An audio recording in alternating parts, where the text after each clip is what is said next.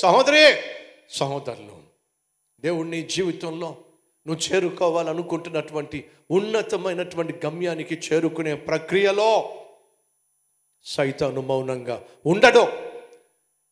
నువ్వు దీవించబడడం సైతానికి ఇష్టం లేదో, నువ్వు వర్ధిల్లడం సైతానికి ఇష్టం లేదో, నువ్వు అభివృద్ధి చెందడం సైతానికి ఇష్టం లేదో, నువ్వు ప్రమోషన్ పొందడం సైతానికి ఇష్టం లేదు, నువ్వు స్వస్థత పొందడం సైతానికి ఇష్టం లేదు, నీ కుటుంబం కట్టబడడం సైతానికి ఇష్టం లేదు, ఆర్థికంగా నువ్వు స్థిరపడి అనేక మందికి ఆశీర్వాదంగా మారడం సైతానికి ఇష్టం లేదు. కాబట్టి ఏం చేస్తాడు? దేవుని యొక్క దీవెనలు పొందుకునే సమయం వచ్చినప్పుడు అడ్డుపడే ప్రయత్నం చేస్తాడు. ఎలా? ఎవరో ఒకరి ద్వారా. ఈరోజు బహుశా నీ జీవితంలో ఎగ్జాక్ట్గా ఇదే జరుగుతుందేమో.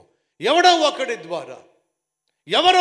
ద్వారా నువ్వు పొందుకోవాల్సిన ఆశీర్వాదం నువ్వు పొందుకోకుండా వాడు అడ్డుపడుతున్నాడేమో.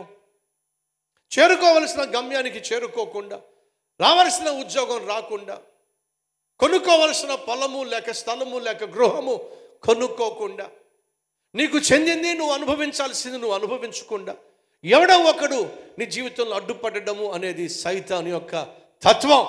అడ్డుపడేవాడిని తీసుకొస్తాడు. ఆ అడ్డు దావీదు జీవితంలో ఎంతకాలం సింహాసనాన్ని అధిరోహించకుండా చేసిందో తెలుసా? 13 సంవత్సరాలు సౌలు అడ్డుపడ్డాడు. దేవుడు చూశాడు. ఆఖరికి ఏం చేశాడు? అడ్డును లేకుండా చేసి పడేశాడు. అదే నీ జీవితంలో కూడా త్వరలో జరగబోతుంది. అడ్డుపడే వారిని దేవుడు తీసేస్తాడో మర్చిపోకండి.